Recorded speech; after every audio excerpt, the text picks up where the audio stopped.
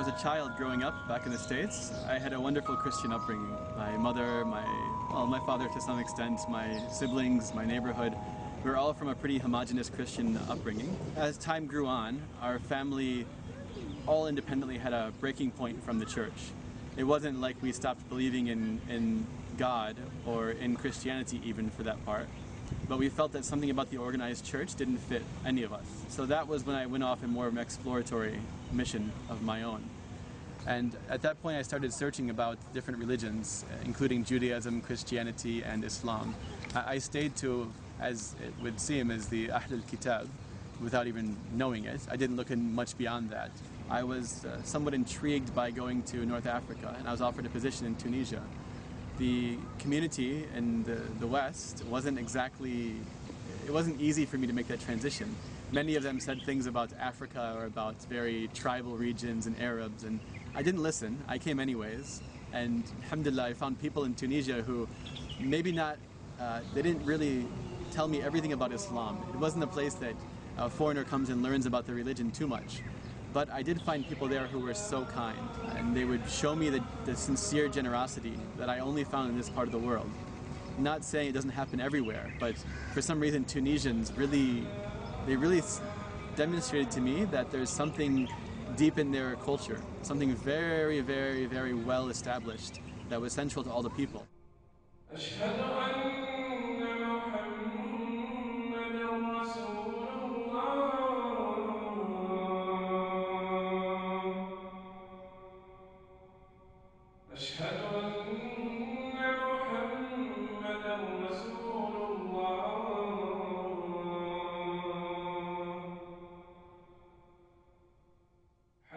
Through that experience, I first heard the adhan. I lived in a Muslim country where people were practicing and saw a lot of the shared sort of Islamic values that would work their way into the culture and the customs of the nation.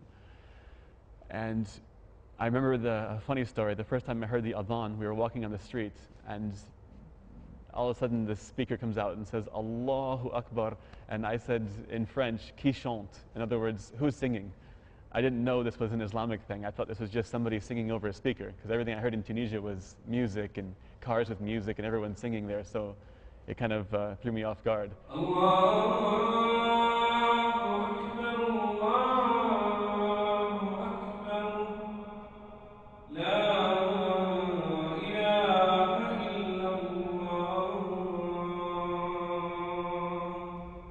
When I was in the university, I studied a bit of Islam, and I felt that Islam was something a bit pure but different.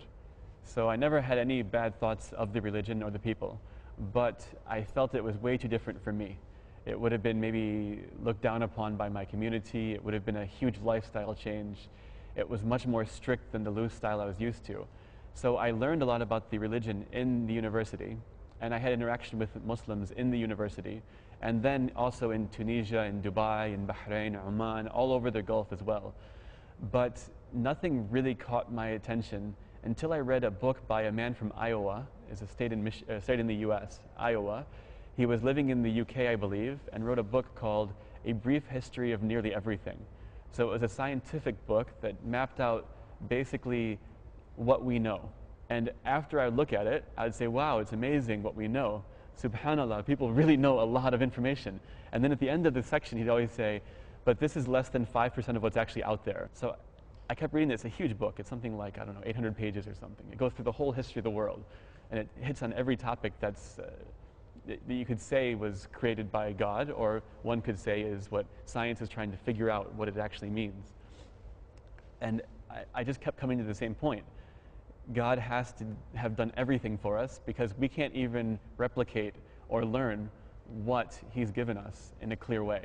There was one part in the book that caught me. He said, we can go to the Amazon in South America and shake a random tree. And the act of shaking that random tree hard enough, something will fall out of that tree that we've never heard of before. We've never documented before in human existence. It's that easy. I had friends, mostly living here in Dubai and in the Gulf. Like I said, I lived between Dubai, Bahrain, Oman, Tunis, with a lot of visits to Egypt and other countries in the region. And I just asked all of them questions to the point where people would tell me, stop asking questions because you're just going to stop yourself from making the next move in your life. If you're asking, like, why do women have to cover in a certain exact way, it's a negative question about the religion. Instead of saying, why don't women cover in this way, or why is it natural that women look at this way? Look at the whole picture of everything in life. Don't just ask the questions that are weird about Islam and keep questioning that over and over again. And so I started learning a little bit more on my own at that point. I realized that me asking everybody else would only give me an impression of what they know and what they might see as beneficial for me. But religion isn't about you and everybody else only. It's about you and your own search through your heart to find what really means something and what's going to better your life.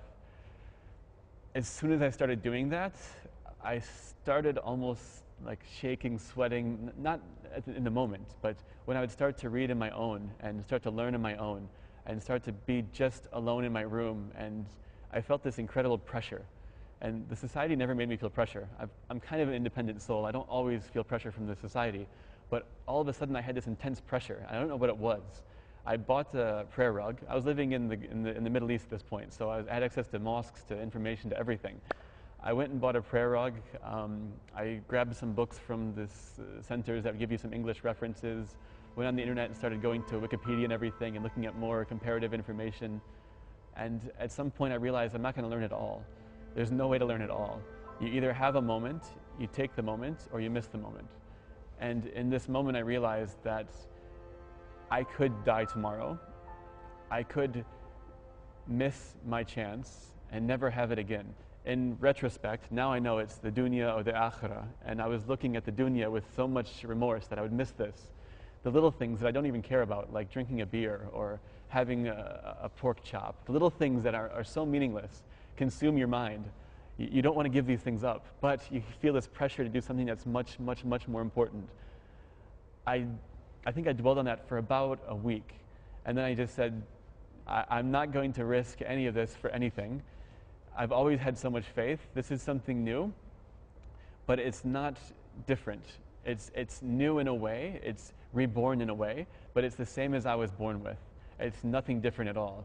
And I said the Shahada at that point, all by myself, in my room, cornered, and tried praying as best as I could without really knowing anything. At that moment was when I really gave up. That was when I submitted. That was when I said, anything in this life is meaningless because it could all end tomorrow. And unless I prepare for what's going to happen after that, my life was without any meaning. It was just me having fun, living, enjoying, and it wouldn't have been substantive. We're now at Saif's house. I met her when I went for Umrah.